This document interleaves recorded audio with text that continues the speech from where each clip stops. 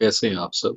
आइए आज हम मिलके समझेंगे इंटीग्रेशन के बिल्कुल बेसिक क्वेश्चंस जिसमें हम टेक्स्ट बुक की फर्स्ट एक्सरसाइज और इंट्रोडक्शन को कंप्लीट करने की कोशिश करेंगे। इसमें आप देख पा रहे हैं जो क्वेश्चन नंबर 6 है, यहाँ कहता है कि इंटीग्रेट कीजिए 4e की पावर 3x प्लस 1 dx। ठीक है? यहाँ से बिल्कुल बेसिक है, जब हम इंटीग्रेशन करेंगे तो उसमें कुछ बेसिक बात का ध्यान रखेंगे। वो बेसिक बात ये है कि हमें कोशिश ये करना है कि उसको सिंप्लीफाइड करें।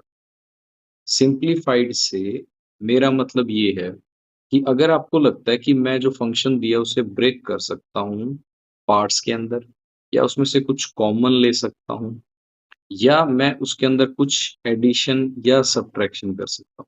क्योंकि हम सिर्फ़ और सिर्फ़ इस बेसिक बात पे ही आज बात करेंगे।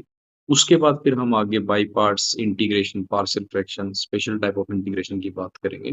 तो यहाँ आपको पता है इंटीग्रेशन का मतलब होता है एंटी डेरिवेटिव, यानी कि हमें फ़ंक्शन का पता लगाना पड़ता है। इसका मतलब होता है एंटी डेरिवेटिव, यानी कि हमें फ़ंक्शन पे वापस पहुँचना होता है। तो देखिए यहाँ लिखा हुआ है 4e की पावर 3x। तो अगर मैं इसको अलग से करूँ 4e की power 3x plus dx plus 1 dx, ठीक है? तो हमें पता है e की पावर 3x का होगा e की पावर 3x, और 3x का अगेन करेंगे तो वो चला जाएगा डिवीज़न में, और 1 का हमारे पास होगा x प्लस c। तो ये हमारे पास हो गया है 6th पार्ट का इंटीग्रेशन, ठीक है? अब हम इसी में इसके नेक्स्ट पार्ट को समझेंगे। इसका जो नेक्स्ट पार्ट है देखिए, यहाँ है 7th पार्ट। 7th पार्ट पे हम चलते हैं, यहाँ लिखा हुआ है integrate x square bracket 1 minus x square dx। तो यहाँ मुझे देख रहा है कि मैं सिंप्लीफाइड कर सकता हूँ। अगर मैं इसको मल्टीप्लाई करूँ तो ये फंक्शन ब्रेक हो जाएगा, और जैसे फंक्शन ब्रेक हो जाएगा तो मैं इंडिविजुअल ईज़िली इंटीग्रेट कर सकता हूँ। मैं इसको लिख सकता हूँ integrand x square minus dx minus x square into 1 by x square dx, ये कैंसिल आउट हो जाएगा। और एक्स स्क्वेयर का आपको अच्छे से पता है एक्स की पावर 3/3 माइनस यहाँ पर 1 का होगा एक्स प्लस सी। और ये जो सी होता है मैं आपको बता चुका हूँ, ये कांस्टेंट है, क्योंकि हमें आइडेंटिफाइड नहीं है कि यहाँ पर कोई नंबर आएगा कि नहीं आएगा। तो 8 मतलब कोई भी नंबर आ सकता है जिसको हमने सी कंसीडर करा। हालांकि यहाँ भी हम सी कंसीडर कर सकते हैं, देखिए एक्स क्यूब बाई 3 प्लस सी, या इसको C1 लिख दें माइनस एक्स प्लस C2। अब ये दोनों मिलके हमें एक C दे देंगे कांस्टेंट। क्यों? क्योंकि हमें दोनों का नहीं पता। सपोज यहाँ पर एक कांस्टेंट है 5 प्लस 6, हमें एग्जैक्टली नहीं पता, तो इनका कुछ सम रहा होगा 11। तो सेम ही है माइनस एक्स प्लस सी। तो एग्जैक्टली तो इसका जो सही तरीका होता है इसके बाद वो ये होता है, बट जनरली आप यहाँ भी कर देंगे तो ऐसी कोई प्रॉब्लम नहीं है।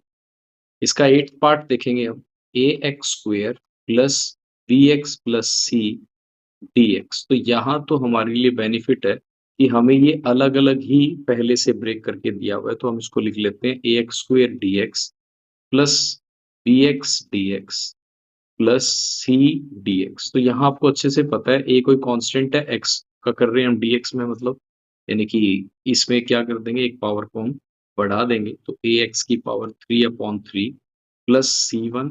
यहाँ पर बी एक्स का करेंगे तो B x square by 2 plus C2 plus C का हम करेंगे तो साथ में कुछ रहा होगा सी एक्स। और इस C1 और C2 को हम एक और कांस्टेंट मान सकते हैं, तो ये हो जाएगा A X cube upon 3 plus B x square upon 2 plus C x plus यहाँ पर C1 और C2 को हमने कांस्टेंट मान लिया सी। अब यहाँ कोई हार्ड एंड फास्ट रूल नहीं है कि आप C1 और C2 रखें, पर टेक्निकली मैंने स्टेप वाइज करने की कोशिश की है। अगर आप चाहते तो आप इसको ऐसे भी कर सकते हैं। देखिए मैं इसको यहाँ से इरेज करके आपको एक बार और बता देता हूँ। अगर आप चाहें तो इसको यहाँ पर ऐसे भी डायरेक्टली कर सकते हैं। देखिए ए एक्स की power 3/3 plus B x square upon 2 plus C x plus c, this is also right. Integration के अंदर आपका इंटीग्रेशन सही ऑर्डर में होना चाहिए, सिंप्लीफिकेशन जहां तक पॉसिबल हो वहां तक आपने करने की कोशिश करनी। ठीक है, नेक्स्ट को देखते हैं 9th। मेरी कोशिश है कि आपको एक बार और अच्छे से समझ में आ जाए, इसलिए मैं इस माध्यम से आपको समझाने की कोशिश कर रहा हूँ, और उम्मीद है कि कुछ आपको बेनिफिट ज़रूर मिलेगा। यहाँ लिखा हुआ है 2x स्क्वायर प्लस ई की पावर x dx। तो अगेन यहाँ पर फंक्शन ब्रेक हो सकता है, तो मैं इसको लिख सकता हूँ 2x square dx plus e की पावर x dx। तो यहाँ पर मुझे पता है सिंपल है ये, टू एक्स की पावर 3/3 प्लस सी, अब मैं नहीं लिख रहा, मैं डायरेक्टली कर रहा हूँ, ई की पावर एक्स प्लस सी। तो ये आपका हो गया इसका इंटीग्रेट। इंटीग्रेट का मतलब आपको अच्छे से पता है, मुझे एंटी डेरिवेट करना है, मतलब ये बताना है कि किस फंक्शन से मुझे मिला है। नेक्स्ट को देखेंगे 10th को, यहाँ लिखा हुआ है रूट एक्स माइनस 1/√x का होल स्क्वेयर dx। तो यहाँ ये ब्रेक नहीं हो रहा, बट मुझे दिख रहा है कि यहाँ पर a माइनस बी की प्रॉपर्टी में लगा सकता हूँ, जो कि मैंने पढ़ी हुई है, and that is equal to what, a square plus b square minus 2ab। तो मैं इसका यूज करता हूँ, तो a square plus b square minus 2 times a b. ठीक है, तो मैं यहाँ पर इसको ओपन अप कर दिया है, या ऐसे। ठीक है, तो ये रूट एक्स का स्क्वायर एक्स हो जाएगा प्लस 1/x, ये इससे कैंसिल आउट, तो यहाँ बचेगा 2 और dx। अब ये तीनों फंक्शन में इजिली अलग अलग ब्रेक कर सकता हूँ। मैं लिख सकता हूँ x dx plus 1/x dx minus 2 integrate dx। तो आपको पता है x का क्या होगा, that is x²/2, then 1/x is log x। यहाँ पर 2 कांस्टेंट है, बाहर आ जाएगा ऐसे, तो यहाँ आपके पास 1 बचेगा और 1 होगा x का, तो ये हो जाएगा -2x प्लस सी। तो ये आपका इंटीग्रेट हो जाएगा। ठीक है, तो मुझे उम्मीद है कि आपको कुछ बात काफी हद तक यहाँ पर इजीली समझ में आ रही होगी। अब देखते हैं इसी स्लाइड का लास्ट क्वेश्चन, जो कि है 11th क्वेश्चन। तो आइए 11th समझने की कोशिश करते हैं। यहाँ लिखा हुआ है एक्स की power 3 plus 5x² minus 4/x²। तो यहाँ भी एक देख पा रहे हैं कि मैं इनको इजिली अलग अलग ब्रेक कर सकता हूँ। तो सेम अप्रोच मैंने यहाँ पर लगाई है, इनको अलग अलग ब्रेक करें। x² 4/x² dx, सबके साथ dx आएगा, dx, और यहाँ पर भी आएगा dx। तो x की पावर 3/x की पावर 2, यहाँ पर बचेगा x dx। यहाँ पर 5 बाहर चला जाएगा, x² से x² cancel out, that is 1 dx। यहाँ पर 4 बाहर चला जाएगा, तो ये हो जाएगा x की पावर -2 dx।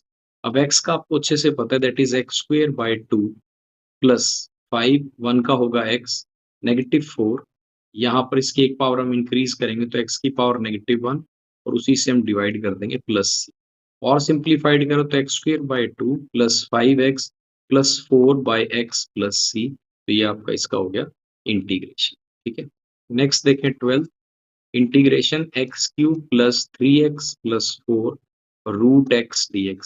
सिमिलरली जो क्वेश्चन अभी हमने करा वही टाइप है। यहाँ पर हम इसको अलग अलग ब्रेक कर सकते हैं, हम लिख सकते हैं x की पावर 3/x की power half dx plus 3x/x की power half dx plus integration 4/x की पावर हाफ dx। अब इसको आप खुद से ट्राई करेंगे, यहाँ पर इसमें से ये क्या हो जाएगा, माइनस, तो हो जाएगा x की पावर 3 माइनस 1/2 dx। यहाँ पर हो जाएगा 3 बाहर x 1 माइनस 1/2 dx, और यहाँ 4 बाहर x की पावर -हाफ dx। इसको आप क्या करेंगे, माइनस जब करेंगे तो एक पावर बढ़ा के डिवाइड कर देंगे, सेम यहाँ पर माइनस करेंगे और एक पावर बढ़ा के डिवाइड कर देंगे, यहाँ पर एक पावर बढ़ा के डिवाइड कर देंगे और प्लस सी हो जाएगा। ठीक है, तो ये आप खुद से ट्राई करेंगे, same previous question. 13th question आप देखें, यहाँ लिखा हुआ है x³ minus x² plus x minus 1 x minus 1 dx। तो यहाँ पर बहुत अच्छी एक्सरसाइज है, इसमें आपका बिल्कुल बेसिक क्लियर हो रहा है। अभी आप इसको ध्यान से देखें, तो यहाँ मैं इनको अलग अलग ब्रेक नहीं कर सकता, क्योंकि डिनोमिनेटर में मेरे पास एक 2 टर्म का एक्सप्रेशन है, यानी कि बाइनोमियल है। तो मैं इसमें से क्या करूंगा कि ऊपर कोशिश करूंगा कुछ कॉमन लाने की, अगर पॉसिबल है तो। यहाँ x² कॉमन आ रहा है, x-1 बेसिक है, जिससे कि आपको क्लैरिटी ज्यादा हो जाएगी। 15th आप देखें तो रूट एक्स, यहाँ पर है 3x² plus 2x plus 3 dx। तो यहाँ पर आपको दिख रहा है कि मैं अगर इनको इंडिविजुअल कर दूं तो काफी इजिली हो जाएगा। तो उसके लिए इस एक्सप्रेशन को सिंप्लीफाई करते हैं। तो रूट एक्स को हम लिख सकते हैं x की पावर हाफ, और यहाँ पर है 3x² plus 2x plus 3 dx, और ये इंटीग्रेंड। इसको मल्टीप्लाई करेंगे तो हमें अच्छे से पता है, बेस सेम है, मल्टीप्लाई में तो पावर ऐड हो जाती है।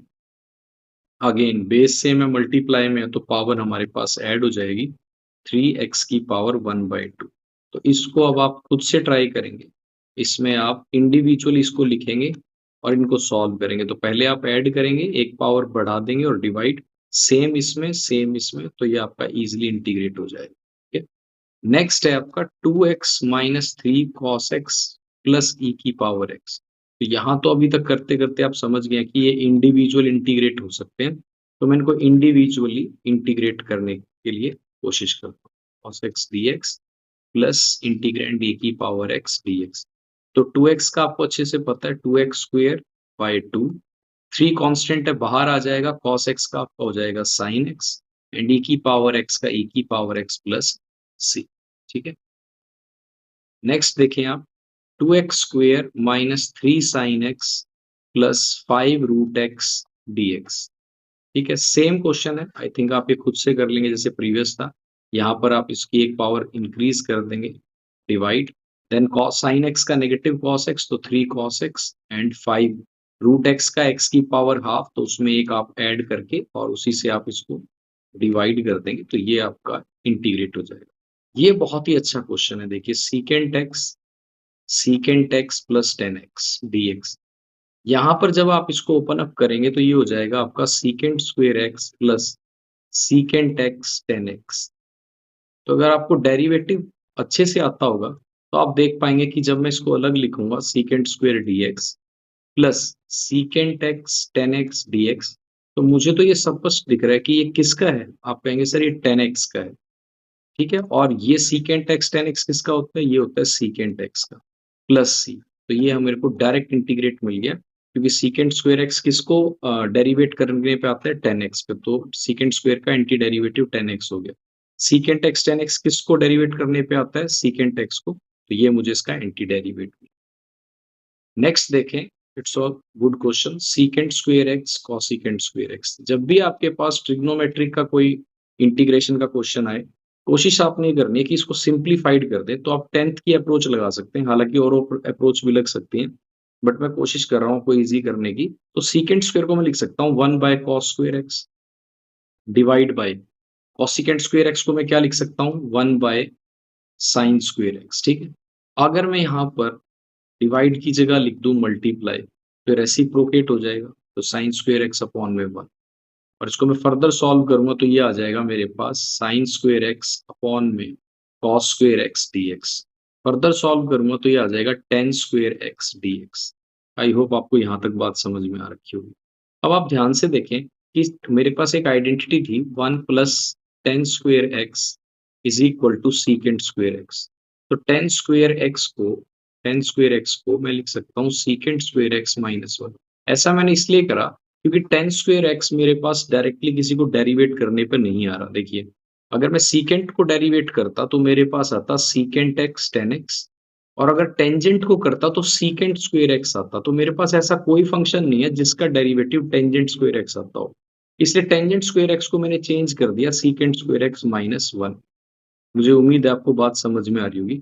अब मैं इसको अगर अलग अलग इंटीग्रेट करूं secant square x dx minus 1 dx, तो अब मुझे अच्छे से पता है कि सीकेंट स्क्वायर एक्स आ सकता है 10x से, मतलब जब हम 10x का डेरिवेट करते हैं तो सीकेंट स्क्वायर एक्स आता है।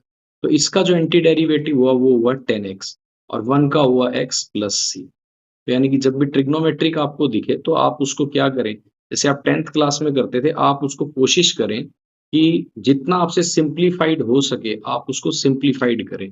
देन उसके बाद आप ये देखें कि क्या मेरे पास इसका एंटी डेरिवेटिव है, अगर है तो फिर आप उसको आगे प्रोसीड करो। ठीक है, अब हम इसका 20th क्वेश्चन देखते हैं। यहाँ पर ये कहता है 2 minus 3 sine x upon cos square x dx। तो यहाँ तो मुझे एक बेसिक अप्रोच दिख रही है कि क्यों ना इनको अलग अलग लिख दिया जाए, cos square x dx minus 3 sine x cos square x dx। तो यहाँ आपको दिख रहा है 1 by cos is what 2 secant square x dx। ठीक है, और यहाँ पर आपके पास ये आ जाएगा 3 साइन बाय कॉस स्क्वायर। तो अगर मैं कॉस स्क्वायर को कॉस इंटू कॉस लिखूंगा तो एक तो आ जाएगा मेरे पास साइन बाय कॉस, देखिए साइन बाय कॉस, और एक आ जाएगा 1 बाय कॉस। तो sine by cos is 10 and 1 by cos is secant dx। तो 2 बाहर चला जाएगा और सीकेंट स्क्वायर एक्स होता है मेरे पास 10x का। यहाँ से 3 बाहर चला जाएगा, 10x सीकेंट एक्स होता है सीकेंट एक्स का प्लस सी। तो ये मेरे पास इसका इंटीग्रेट हो जाएगा। क्लियर, आई थिंक ये बात आपको समझ में आ रही होगी। 21 देखें, बहुत ही अच्छा प्रश्न है। कहता है root x plus 1 by root x का आपको एंटी डेरिवेट करना है। तो ये आप खुद से ट्राई करें, मैं इसमें आपको हिंट दे देता हूँ, इसको लिख सकते हैं x की पावर हाफ और इसको लिख सकते हैं x की पावर नेगेटिव हाफ। देखिए 1/√x है, तो इसको x की पावर हाफ लिख सकते हैं और जब पावर को हम ऊपर शिफ्ट करेंगे तो साइन चेंज हो जाएगा। नाउ यहाँ पे आप क्या अप्रोच लगाएंगे, ये x की पावर n की फॉर्म में और आपने अच्छे से पढ़ा है, इसको लिख सकते हैं xn+1 अपॉन n+1, यानी कि एक पावर बढ़ा के डिवाइड, सेम यहाँ पे प्लस सी। ठीक है, 20 सेकंड की हम बात करेंगे। यहाँ लिखा हुआ है, अगर आपको एक फंक्शन दिया हुआ है 4x³ माइनस 3x की पावर 4 और यहाँ पर f2 की वैल्यू दी है 0, तो fx क्या होगा? बहुत ही अच्छा, बहुत बढ़िया, बेहतरीन प्रश्न है। यहाँ लिखा हुआ है d/dx, कहते हैं एक फंक्शन का डेरिवेटिव करने पे आपको ये मिला। तो f2 की वैल्यू अगर 0 है तो आप बताइए फंक्शन क्या रहा होगा? यानी कि एंटी डेरिवेटिव की बात बिना लिखे उसने एंटी डेरिवेटिव आपसे पूछ लिया। उसने कहा कि एक डेरिवेटिव मैंने आपको दिया, आप फंक्शन बताएं क्या होगा। देखिए मैंने क्या कहा, एक डेरिवेटिव आपको दिया हुआ है, ये डेरिवेटिव तो है किसी फंक्शन का और फंक्शन मुझे बताना है। तो जब डेरिवेटिव दिया वापस फंक्शन पे जाना है तो दैट मीन्स एंटी डेरिवेट करूंगा। मैं इसको एक बार रब कर देता हूँ ताकि यहाँ पर मेरे को स्पेस मिल जाए। तो देखिए मैं इसे कैसे करूंगा, ये क्वेश्चन मैं किस लिए कह रहा हूँ, बहुत अच्छा है कि इसमें उसने बिना स्टेटमेंट लिखे आपसे एंटी डेरिवेटिव पूछ लिया। तो देखिए 4x³ माइनस 3x की पावर 4 को मैं इंटीग्रेट करता हूँ, तो ये हो जाएगा, इसकी एक पावर हम यहाँ पर बढ़ा देंगे, उसी से डिवाइड करेंगे। सेम यहाँ पर x की पावर -4+1 अपॉन -4+1 एंड प्लस सी। तो 4 से 4 कैंसिल, x की पावर 4, यहाँ -3 आ जाएगा, 3x की पावर -3 अपॉन -3, तो ये आ जाएगा x की पावर 4 प्लस x की पावर -3 प्लस सी। तो x की पावर 4 प्लस 1/x की पावर 3c। तो ये मेरे पास वो फंक्शन मुझे ऑपरेट हो गया, पर वो कहता है इस फंक्शन में f2 इक्वल्स टू 0 है। तो यानी कि यहाँ पर फंक्शन में f2 रखने पर, जैसे मैं 2 रखूंगा तो मेरे पास ये जो पूरा फंक्शन है वो 0 वैल्यू देता है, तो यहाँ से मैं c की वैल्यू निकाल लूंगा। तो 2 की पावर 4 दैट इज कितना मेरे पास 16 plus 1/8 plus c is equal to 0। तो c मेरे पास क्या आ जाएगा, -1/8 -16। तो इसको जरा सॉल्व करें, 8 -1 इसको करेंगे 8 से 48 यानी कि 128, तो ये आ जाएगा -129 अपॉन में 8। तो ये मेरे पास c की वैल्यू आ गई। तो अब मेरे पास इसका एग्जैक्ट मुझे पता था जो एंटी डेरिवेटिव था, तो x की पावर 4 प्लस 1/x की पावर 3 -120/8। तो ये ऑप्शन मेरे पास इसमें यहाँ पर है ए, तो मैं ए ऑप्शन इसमें क्लिक कर दूंगा। 20 सेकंड बहुत अच्छा क्वेश्चन है जिसमें बिना लिखे उसने आपसे पूछा है कि बताइए इसका एंटी डेरिवेटिव क्या हो। तो मैंने कोशिश करी है कि आपको बहुत कम समय में इसको और दोबारा इससे रिवाइज करा पाऊँ। तो आप इसको देखें और समझें, और कहीं पे आपको लगता है कोई और चीज़ का आपको सुझाव मुझे देना है तो आप दे सकते हैं। तब तक पढ़ते रहें। Thank you so much.